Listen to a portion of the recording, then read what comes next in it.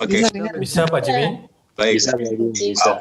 Ada kesalahan teknis tadi. Baik Bapak Ibu saudara sekalian, terima kasih Dr. Lina tadi yang sudah menyampaikan firman untuk membawa persembahan kita pada pagi hari ini. Senang sekali berjumpa dengan Bapak Ibu saudara sekalian pada pagi hari ini meskipun melalui aplikasi Zoom, sedikit banyak bisa mengobati kerinduan kita untuk berjumpa, dan kita percaya dalam waktu yang tidak lama lagi kita pasti bisa berjumpa dan ibadah secara fisik. Pada pagi hari ini, seperti Bapak Ibu Saudara sekalian yang ada di dalam WhatsApp grup FB Nation Jogja, sudah diumumkan juga dari minggu lalu bahwa Pastor Joseph Cuandi akan melayani kita pada pagi hari ini. Dan saya sudah mengenal beliau ini sudah lama banget ya, mungkin 20 tahun lebih. Dan saya juga pernah tinggal bahkan 30 tahun katanya Bu Yanti, 30 tahun.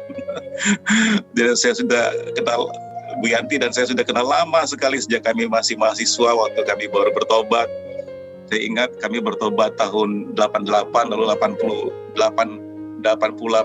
Desember kita pernah ketemu tuh di Natalan. Saya masih ingat gedungnya namanya Summit Mas ya, itu di lantai paling atas ibadah. Jadi sudah 88 berarti 32 tahun yang lalu sudah mengenal Pak Jo.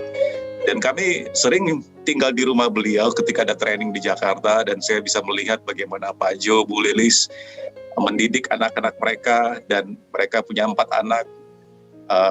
Nomor 1 sudah menikah dan tinggal di Singapura, dan punya 2 anak Pak Jo ya, kalau saya tidak salah. Maaf, 1. Lalu yang nomor 2 di Kanada, juga punya 1 anak. Nomor 3 ada di Indonesia, di Jakarta, bersama-sama dengan Pak Jo, 2 anaknya, dan yang paling bungsu Justin. Saya pikir Bapak Ibu Saudara sekalian sudah kenal terutama dari INC, karena Justin juga salah satu pengurus INC nasional. Dan kelihatannya Justin juga sudah punya pasangan ya, jadi sudah tertutup kemungkinannya bagi yang mau PDKT dengan Justin.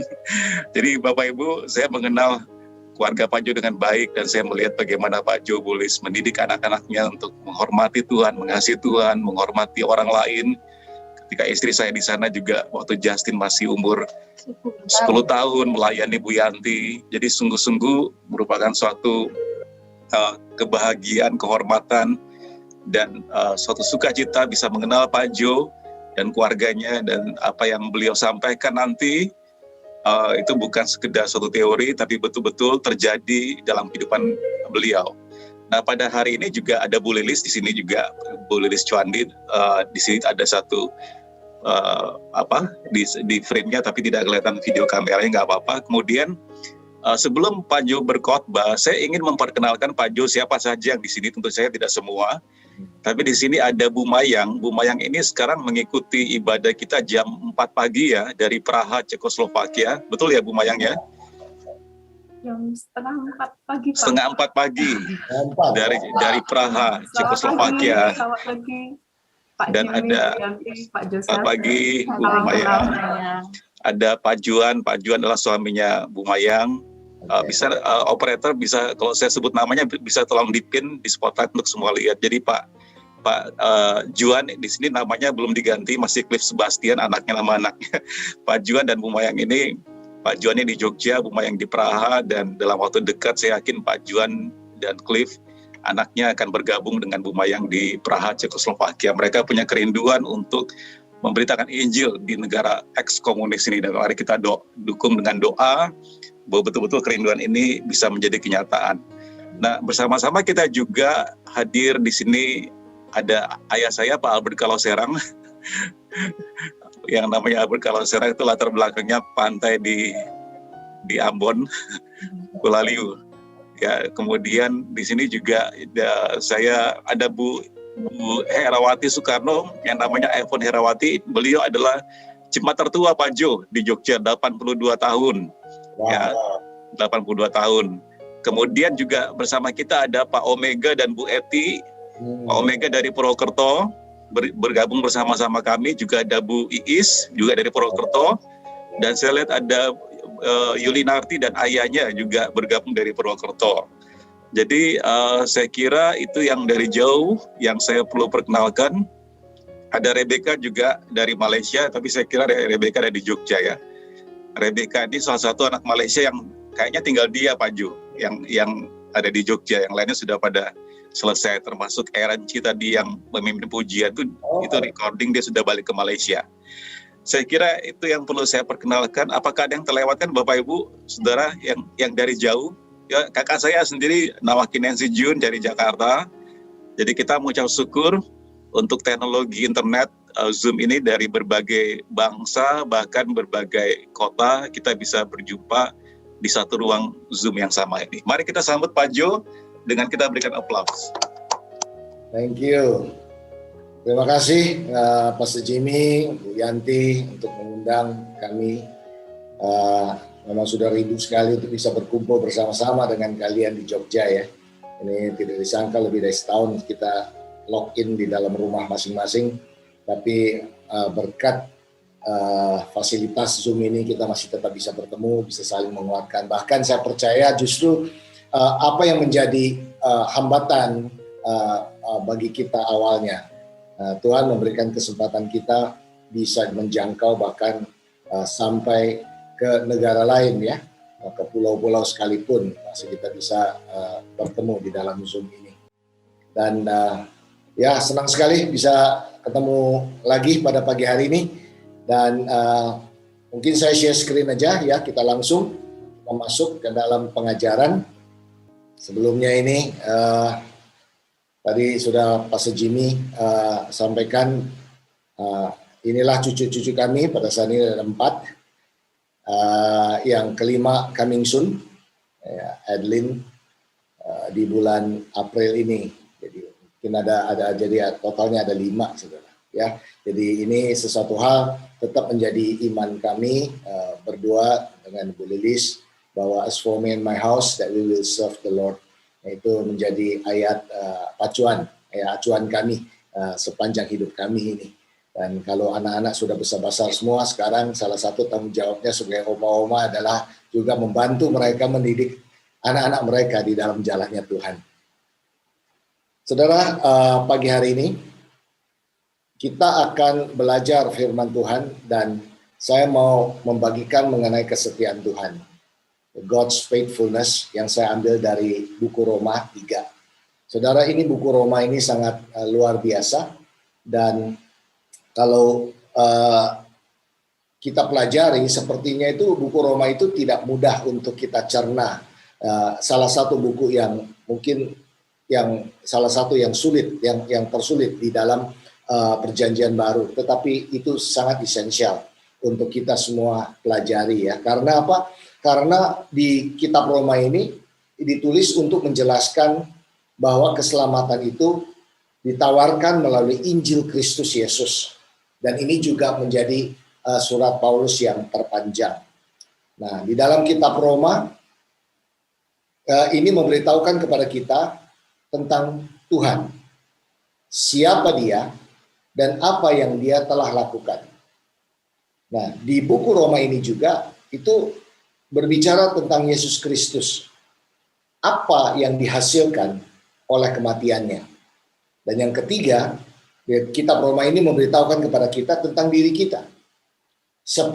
Seperti apa kita tanpa Kristus dan siapa kita setelah percaya kepada Kristus. Nah, sebelum kita masuk dalam pembahasan yang lebih dalam, mari kita sama-sama satukan hati, kita berdoa terlebih dahulu. Bapa dalam surga, kami datang kepada Tuhan. Kami tahu Engkau begitu rindu untuk memberikan semua yang baik bagi anak-anak-Mu. Dan pada pagi hari ini sebagai jemaat-Mu Tuhan, kami datang kepada Tuhan yang mempunyai hikmat segalanya, yang mempunyai segala pengetahuan, pengertian. Dan biarlah kami boleh Engkau urapi, mendengarkan apa yang menjadi isi hati Tuhan, dan Engkau urapi hamba-Mu yang membagikan, dan setiap jemaat yang mendengarkan, sehingga kami semua boleh diberkati melalui pembagian firman pada pagi hari ini. Terima kasih Tuhan, kami serahkan waktu ini di dalam nama Yesus Kristus. Amin. Nah saudara, pada waktu itu di kota Roma terdapat cukup banyak orang Yahudi. ya orang Yahudi diaspora, sehingga Paulus juga perlu menjelaskan isu tradisi dan juga hukum Taurat dan hubungannya dengan Injil Kristus. Di dalam buku Roma pasal yang ketiga ini, paling tidak berbicara mengenai God's faithfulness itu kita bisa bagi menjadi 3 bagian.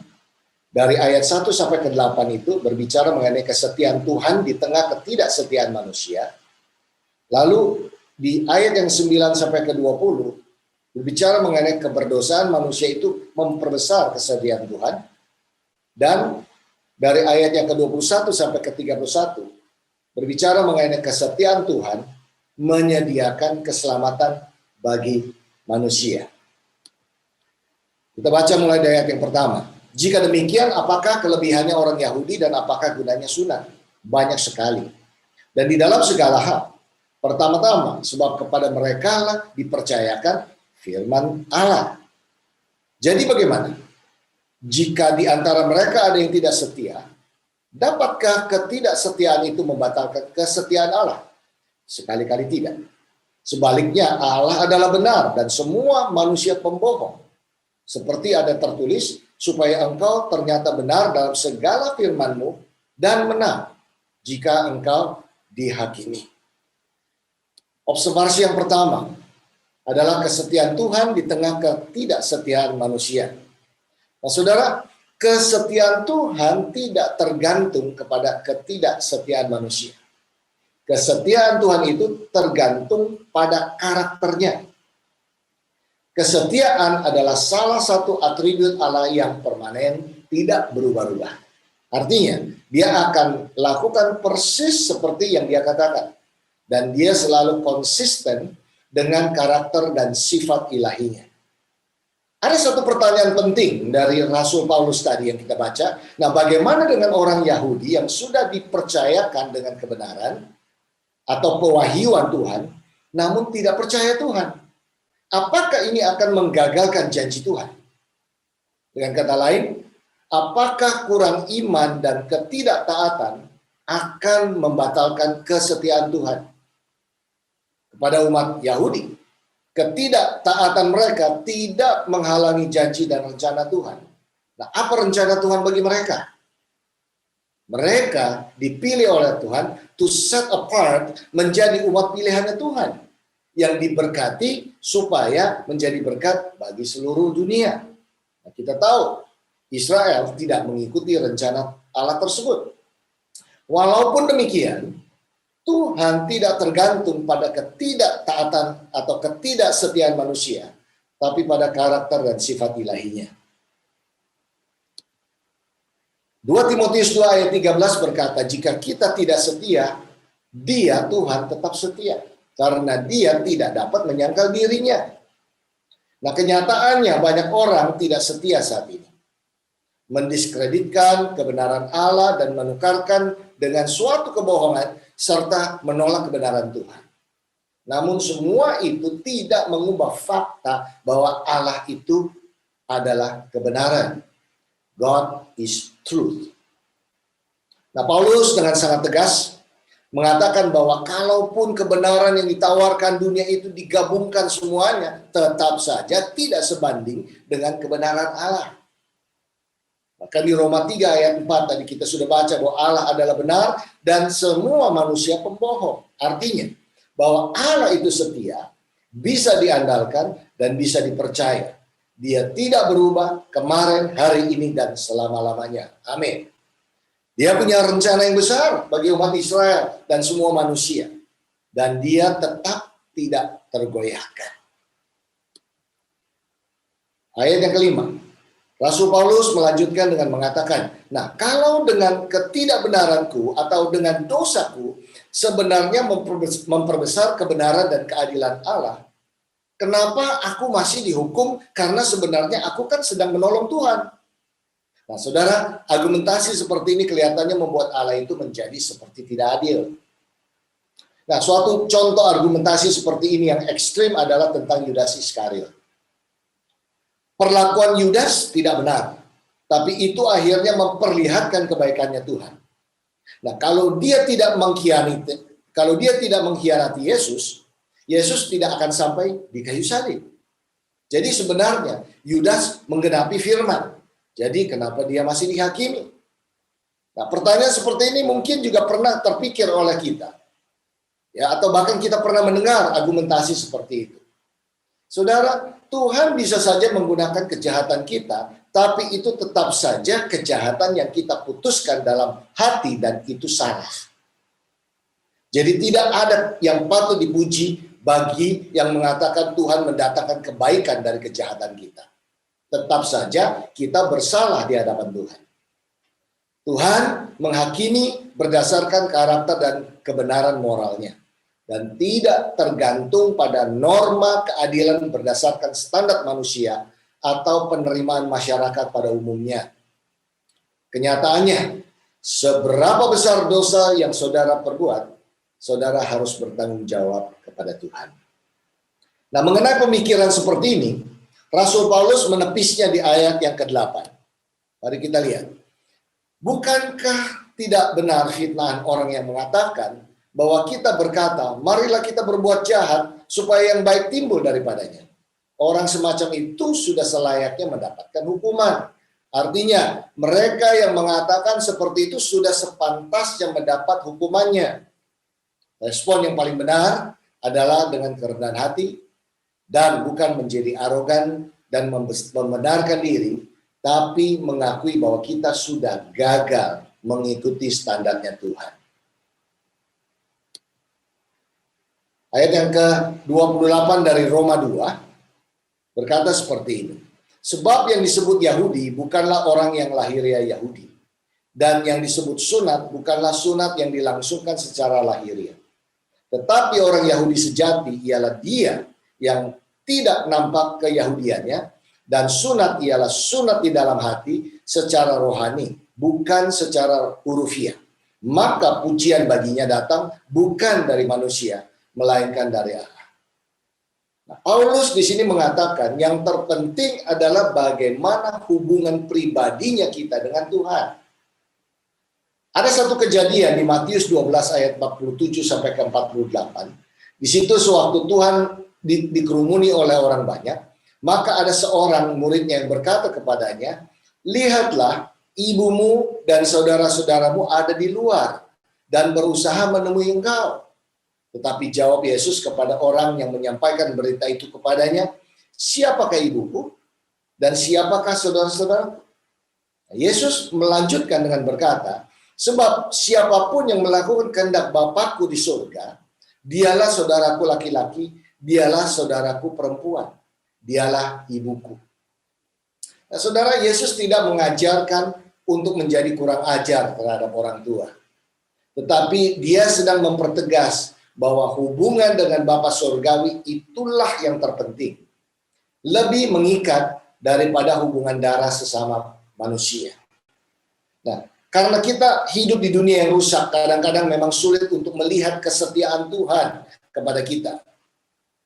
Kita mendengar, atau bahkan mungkin kita pernah mengatakannya, kenapa sih Tuhan biarkan orang miskin? Kenapa sih orang tidak berdosa tetapi kok terbunuh? Dan lain-lain.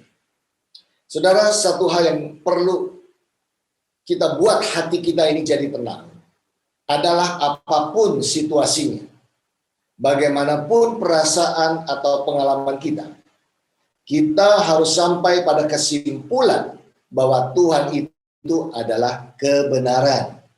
Dan segala sesuatu yang melawan firman-Nya itu adalah dusta. Janji Tuhan itu selalu benar. Bahkan ketika kita berjuang untuk mempercayainya atau bahkan mengalaminya. Karena hubungan kita dengan Yesus Kristus, kepercayaan kita dalam janji Tuhan adalah kokoh.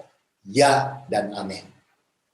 Nah, beberapa janji Tuhan termasuk keselamatan jiwa kita, kelepasan, kemenangan dari dosa dan pencobaan, kemenangan dari iblis dan roh jahat, kesembuhan rohani, provisi keuangan, berkat berkelimpahan, favor, dan lain-lain.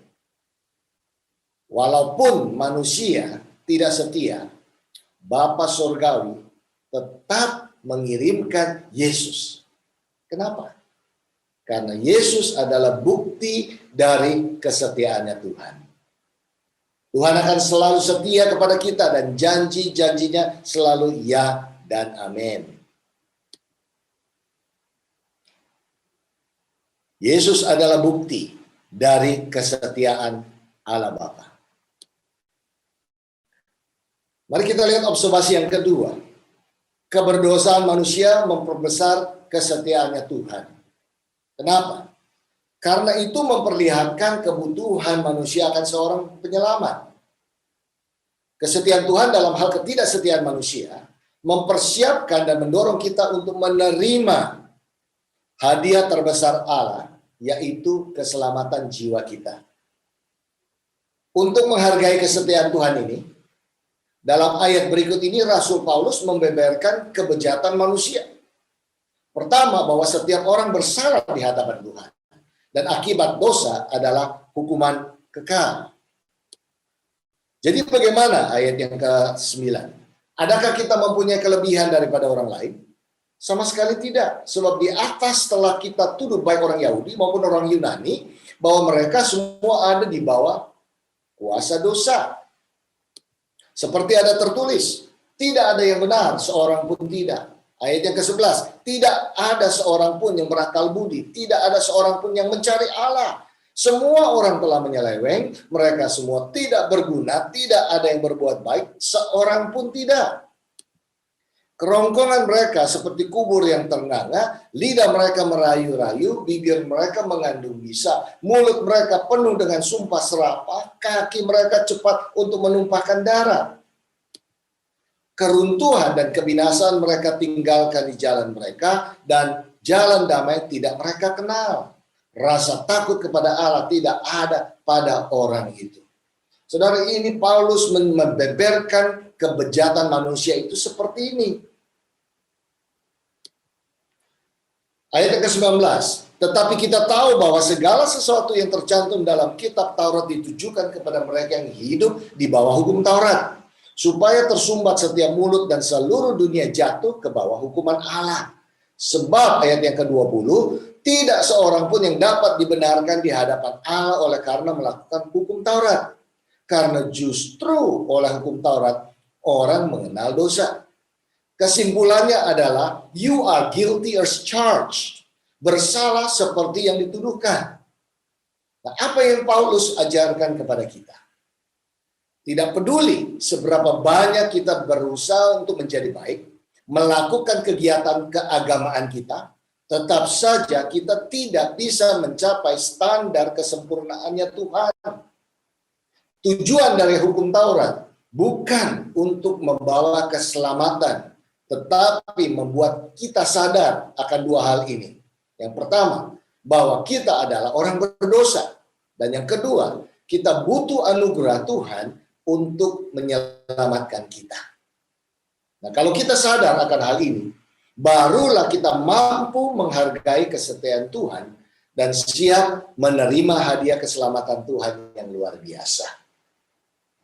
Ini membawa kita kepada observasi yang ketiga, yaitu kesetiaan Tuhan menyediakan keselamatan bagi manusia. Karena kita semua dinyatakan bersalah di bawah hukum Taurat, Paulus beralih kepada kasih karunia Allah sebagai rencana alternatifnya Tuhan yang luar biasa. Karena tidak ada orang yang dapat menyelamatkan dirinya, kesetiaan Allah yang ditunjukkan melalui Yesus Kristuslah yang menjadi satu-satunya harapan kita. Ayat yang ke-21, tetapi sekarang tanpa hukum Taurat kebenaran Allah telah dinyatakan, seperti yang disaksikan dalam kitab Taurat dan kitab-kitab para nabi, yaitu kebenaran Allah karena iman dalam Yesus Kristus bagi semua orang yang percaya. Nah, saudara perhatikan, di ayat yang ke-21 dikatakan sekarang. Berbicara mengenai sekarang adalah pernyataan titik balik atau it is the turning point. Sekarang ada harapan. Sekarang ada kabar baik yang diperkenalkan kepada kita. Ada cara untuk dibenarkan di hadapan Allah. bukan dengan mentaati hukum Taurat, bukan dengan berusaha berbuat baik atau melakukan upacara keagamaan, bukan dengan menjadi orang Yahudi atau meniru cara-cara hidup orang Yahudi. Kebenaran Allah ini disediakan bagi kita dengan cara yang berbeda, yaitu dengan iman dalam Yesus Kristus. Cara menjadi benar dengan Allah adalah melalui Yesus Kristus yang menebus dosa kita. Percaya kepada Yesus berarti menaruh iman kita kepada Dia yang mengampuni dosa-dosa kita, membuat kita punya hubungan yang benar dengan Allah, dan memberdayakan kita untuk hidup seperti yang Dia ajarkan. Anugerah keselamatan tersedia bagi setiap orang tanpa memandang kulit, kedudukan sosial, atau latar belakang kehidupannya. Jalan keselamatan ini terbuka untuk orang Yahudi maupun orang bukan Yahudi. Semua kita sudah berdosa dan kehilangan kemuliaan Allah. Percaya kepada Yesus adalah satu-satu jalan untuk diselamatkan. For He is the way, He is the truth, and He is the life. Dialah jalan, kebenaran, dan hidup. Iman di dalam Kristus tidak berarti kita memahami segala sesuatu yang dilakukannya untuk kita. Tetapi kita percaya bahwa Dia telah melakukan segalanya untuk selamatkan kita. Ayat yang ke-23, karena semua orang telah berbuat dosa dan telah kehilangan kemuliaan Allah, dan oleh kasih karunia telah dibenarkan dengan cuma-cuma karena penebusan dalam Kristus Yesus. Kristus Yesus telah ditentukan Allah menjadi jalan pendamaian karena iman dalam darahnya. Hal ini dibuatnya untuk menunjukkan keadilannya karena Ia telah membiarkan dosa-dosa yang telah terjadi dahulu pada masa kesabarannya. Maksudnya ialah untuk menunjukkan keadilannya pada masa ini, supaya nyata bahwa Ia benar dan juga membenarkan orang yang percaya kepada Yesus. Jika demikian, apakah dasarnya untuk bermegah? Tidak ada. Berdasarkan apa? Berdasarkan perbuatan? Tidak, melainkan berdasarkan iman. Karena kami yakin bahwa manusia dibenarkan karena iman dan bukan karena melakukan hukum Taurat. Atau adakah Allah hanya Allah orang Yahudi saja? Bukankah Ia juga adalah Allah bangsa-bangsa lain? Ya benar, Ia juga adalah Allah bangsa-bangsa lain. Artinya, kalau ada satu Allah yang akan membenarkan baik orang-orang bersunat karena iman, maupun orang-orang yang tidak bersunat juga karena iman. Jika demikian, adakah kami membatalkan hukum Taurat karena iman? Sama sekali tidak. Sebaliknya, kami meneguhkannya. Sekarang pertanyaannya, bagaimana dengan saya? So what about me? How about me? Saudara, apa yang kita sudah pelajari, firman ini dari Roma 3 ini, berbicara mengenai kesetiaan Tuhan. Simpulannya adalah ini, saudara. Apapun yang kita lakukan, tidak bisa menggagalkan firman Tuhan. Langit dan bumi akan berlalu, tapi firman Tuhan tetap selamanya. Yohanes 3 ayat 16. Firman Tuhan mengatakan karena begitu besar kasih Allah akan dunia ini, sehingga Dia memberikan anaknya yang tunggal kepada saudara dan saya, supaya barang siapa yang percaya kepadanya tidak binasa, melainkan peroleh kehidupan yang kekal.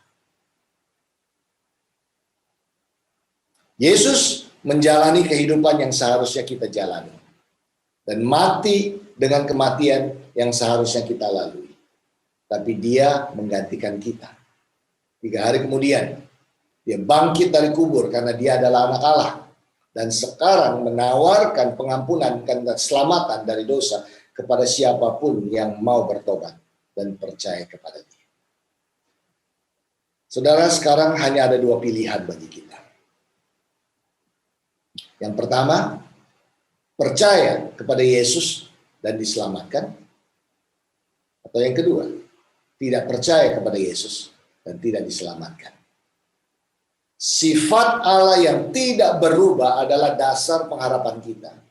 Karena dia tidak berubah pikiran mengenai keselamatan kita.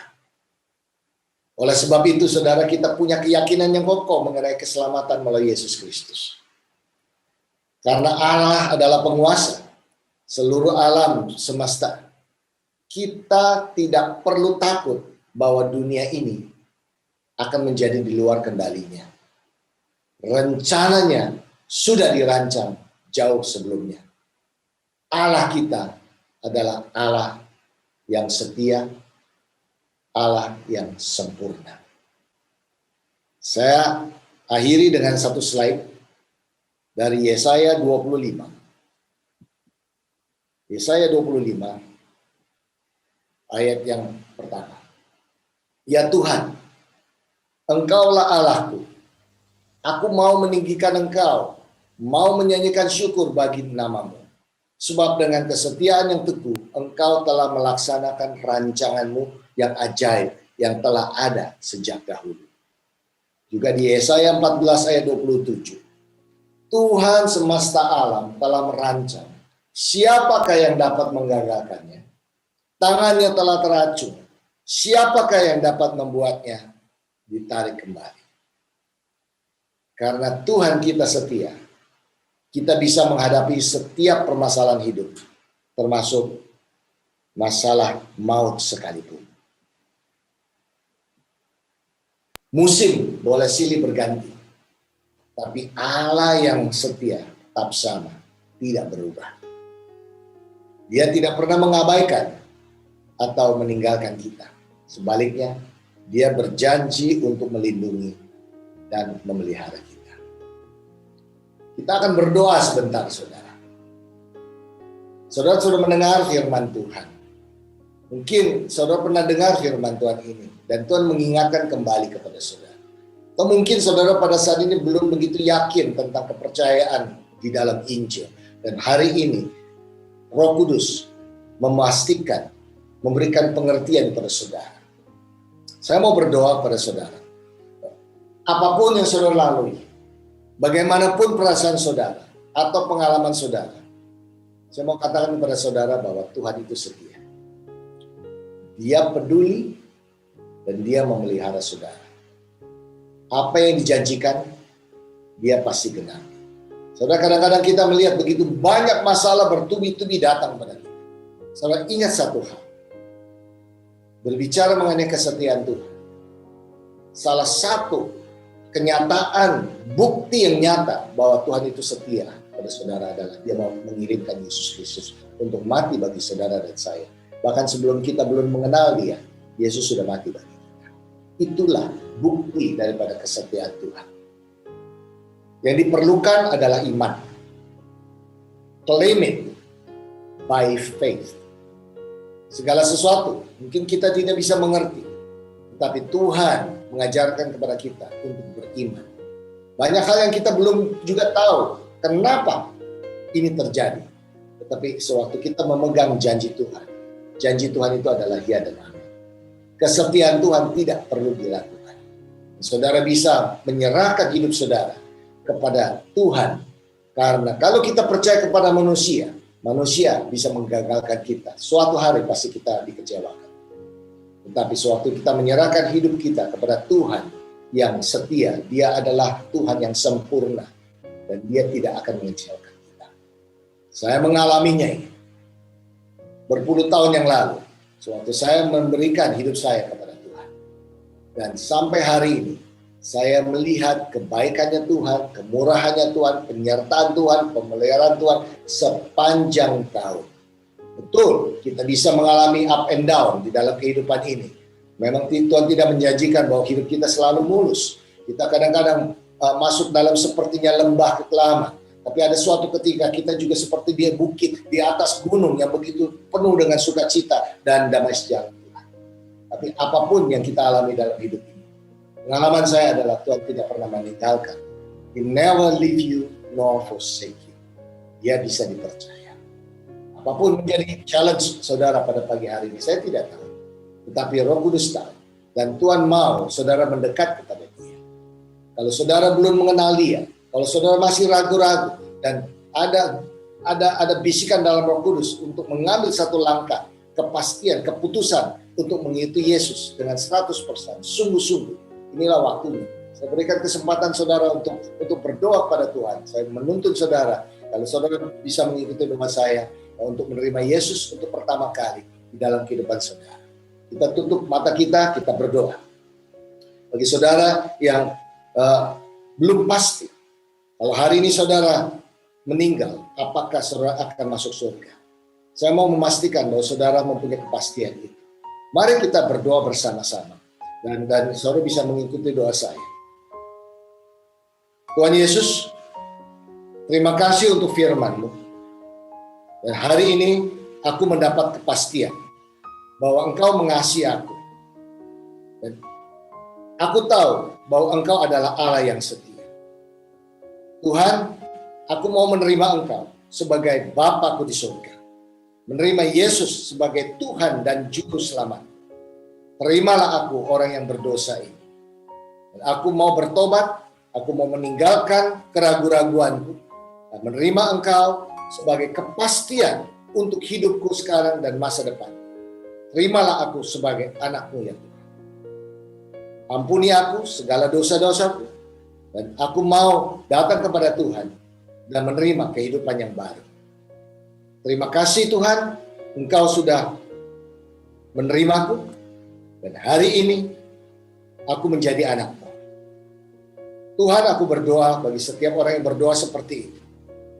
Bahwa Engkau yang menguduskan, Engkau yang sudah memilih hari ini menjadi hari keselamatan, bahwa tidak ada lagi keraguan-raguan, bahwa hari ini dan selamanya mereka akan menjadi anaknya Tuhan. Bahwa Engkau akan memperlihatkan kesetiaan Tuhan secara terus-menerus ya Tuhan. Bahwa mereka akan bertumbuh, mereka akan menjadi luar biasa, hidupnya menjadi berkat, dan bahkan hidupnya berarti oleh karena telah menetapkan Engkau, Yesus Kristus, sebagai Tuhan dan Juru Selamat. Saya juga mau berdoa bagi saudara yang sudah mengenal Tuhan Yesus. Dan saudara bergumul di dalam kehidupan sehari-hari. Ada struggle, ada satu permasalahan, atau bahkan satu hal yang begitu sulit sepertinya. Ingat saudara bahwa manusia, kalau kita mengandalkan manusia, kita akan kecewa. Tapi Tuhan yang saudara andalkan, Dia adalah Allah yang setia. Dia senantiasa mau memberkati.